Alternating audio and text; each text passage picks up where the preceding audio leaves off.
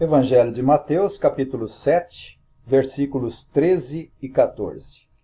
Entrai pela porta estreita, larga é a porta e espaçoso o caminho que conduz para a perdição, e são muitos que entram por ela. Porque estreita é a porta e apertado o caminho que conduz para a vida, e são poucos os que acertam com ela. Senhor nosso Deus, gracioso, generoso, bondoso, todo-poderoso, nós te louvamos e te agradecemos por essa rica oportunidade. Rogamos as tuas bênçãos, porque através do Espírito Santo tensionamos em expressar a tua verdadeira vontade e que chegue através desse meio de comunicação aos ouvintes de tal forma que cresça e se multiplique o reino dos céus. Nós oramos agradecidos, rogando as tuas bênçãos para esse momento, em nome e por amor do Senhor Jesus. Amém. Vê que proponho hoje a vida e o bem, a morte e o mal. Se guardares o mandamento que hoje te ordemos, que ames o Senhor teu Deus, andes nos teus caminhos e guardes os seus mandamentos, os seus estatutos e os seus juízos, então viverás e te multiplicarás, e o Senhor teu Deus te abençoará na terra a qual passas para possuí-la. Porém, se o teu coração se desviar e não quiseres dar ouvidos, e fores seduzido e te inclinares a outros deuses e os servires, então hoje te declaro que certamente perecerás. Moisés aqui, irmãos, confronta o povo para a necessidade de escolher entre a vida e a morte. E há exatamente uma semelhança de contexto e de conteúdo entre essas palavras de Moisés em Deuteronômio 30 e o nosso texto, porque é o início da sessão final do Sermão do Monte. O Senhor Jesus aqui começa a confrontar os seus discípulos a escolherem o caminho apertado que conduz à vida.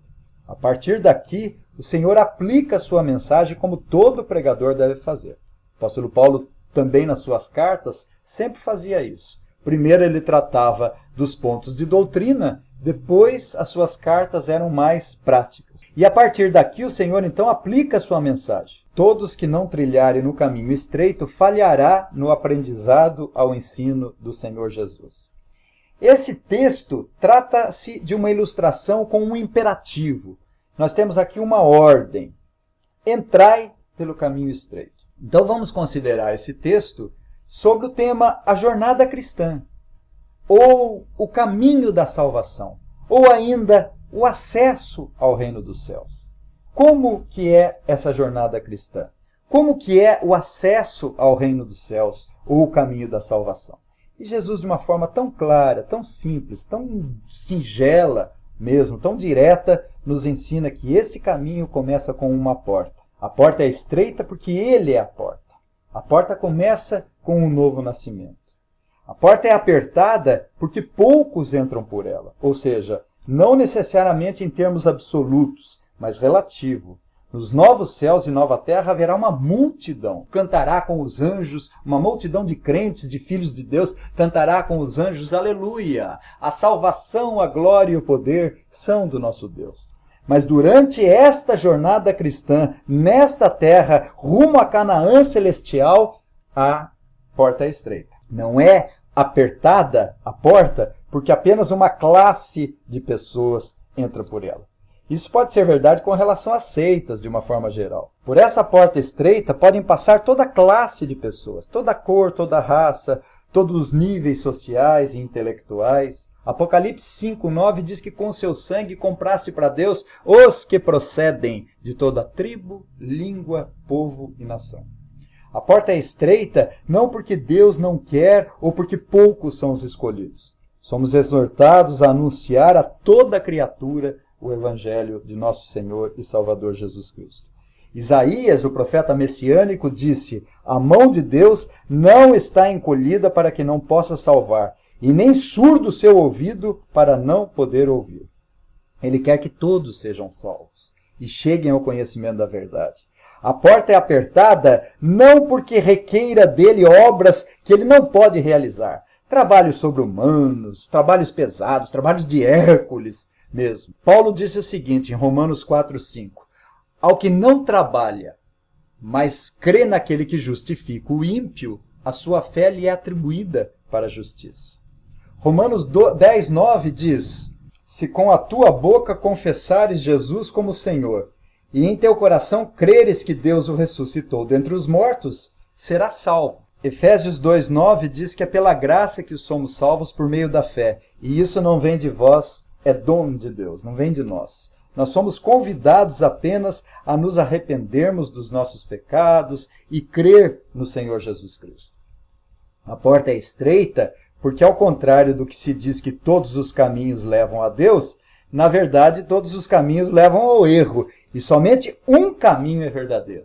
Somente um caminho leva a Deus. Somente através do Senhor Jesus. Ele é o único caminho, a verdade e a vida. A porta é estreita porque os homens não querem ir a Cristo para terem vida. É estreita a porta porque eles amam mais as trevas do que a luz. É estreita porque o Deus desse século cegou o entendimento dos incrédulos para que eles não resplandeça a luz do Evangelho da glória de Cristo, que é a imagem de Deus. A porta é estreita por causa da justiça própria dos homens, por causa do orgulho, da autossuficiência e porque os homens amam mais a escravidão do pecado do que o caminho livre da vida. Mas se o caminho da salvação, de acordo com Jesus, começa com a porta da regeneração, porta da fé, porta do arrependimento, ele também nos ensina que o caminho da salvação é um caminho apertado no sentido de obediência, submissão, santificação e mortificação. Entrai pela porta estreita. Larga é a porta e espaçoso o caminho que conduz para a perdição, e são muitos os que entram por ela. Porque estreita é a porta e apertado o caminho que conduz para a vida, e são poucos os que acertam com ela. Então o Senhor Jesus também nos ensina que o caminho da salvação é um caminho apertado no sentido de obediência, no sentido de submissão, santificação, vida cristã, mortificação, abnegação. Não é caminho fácil. Pelo contrário, é apertado, é duro, é atribulado, é caminho de sacrifício, cheio de incompreensão, contém muitas armadilhas colocadas pelo diabo, onde lá tem inimigos poderosos. Essa porta é estreita porque tem perseguições religiosas, onde as pessoas, de modo geral, fazem de tudo para nos afastar desse caminho, tentando nos convencer que esse caminho é difícil demais, que existe um caminho mais fácil de andar e que não nos pede tudo o que temos e tudo o que somos e que demanda a própria vida. Lucas 13:24, na passagem paralela, respondeu-lhes Jesus: esforçai-vos por entrar pela porta estreita, pois eu vos digo que muitos procurarão entrar e não poderão. Ainda Lucas 14:26, se alguém vem a mim e não aborrece a seu pai e mãe, e mulher, e filhos, e irmãos, e irmãs, e ainda a sua própria vida, não pode ser meu discípulo. Atos 14:22 diz, fortalecendo a alma dos discípulos, exortando-os a permanecer firmes na fé, e mostrando que através de muitas tribulações nos importa entrar no reino de Deus. Portanto, o caminho estreito é semelhante à carreira militar com muita disciplina. Ele não é mais senhor da vida dele. Ele está atento às ordens de seu comandante, sujeitando a todas elas. Esse caminho não admite divisão, o caminho apertado. Não se pode servir a dois senhores. Entretanto, e apesar de tudo isso ser verdade, não significa que o caminho estreito é caminho ruim, caminho triste. Pelo contrário, é caminho de justiça, caminho de paz, alegria, liberdade. Apesar de não ser um caminho muito concorrido, entretanto estaremos nas melhores companhias dos santos, dos profetas e do próprio Senhor Jesus. O caminho alternativo que leva à perdição, apresentado por Jesus aqui, é caminho largo, espaçoso, é descrito como se fosse com muita facilidade. Não está escrito caminho para o inferno nesse caminho largo, mas está escrito caminho para o céu no caminho largo, onde você não chega lá, naturalmente. Muitos que percorrem esse caminho sustentam que todos os caminhos levam a Deus, mas é exatamente o contrário. Todos os caminhos levam ao inferno. Um só caminho leva a Deus, que é o único caminho do Senhor Jesus Cristo, a palavra do Senhor Jesus Cristo, do Senhor Jesus Cristo. O caminho largo não suscita incompreensão das pessoas que nos são queridas. Não há inimigos espirituais perigosos lá, não está sujeito à perseguição religiosa, não se exige autonegação nesse caminho, Por ele é possível andar de forma soberba, prepotente, vaidosa. Até é possível que no caminho largo se ande mais velozmente. É possível andar de forma descuidada, sem regra, farras, com toda a sua lascívia, discórdia. É caminho que satisfaz a carne. Gálatas 5, 19 e 21. Ora, as obras da carne são conhecidas e são prostituição, impureza, lascívia, idolatria, feitiçarias, inimizades, porfias, ciúmes, iras, discórdias, dissensões, facções, invejas, bebedices, glutonarias e coisas semelhantes a estas, a respeito das quais eu vos declaro, como já outrora vos preveni, que não herdarão o reino de Deus os que tais coisas praticam. Portanto, não há bafômetro nesse caminho largo.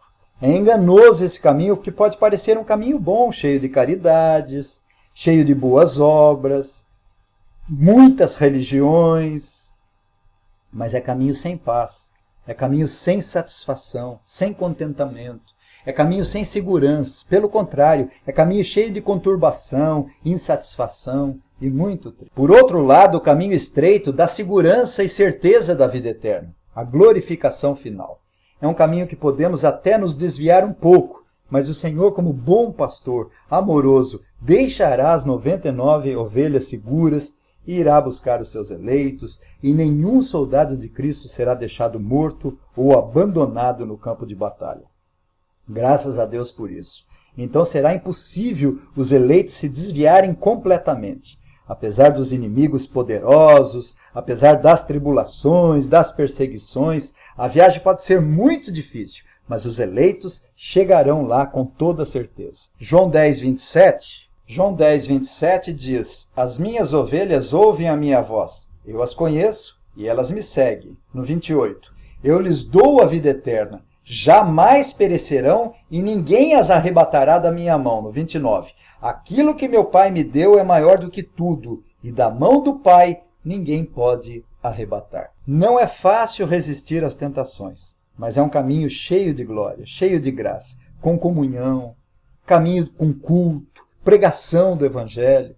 Apesar das armadilhas, somos mais do que vencedores e nada vai nos separar do amor de Deus que está em Cristo Jesus, nosso Senhor.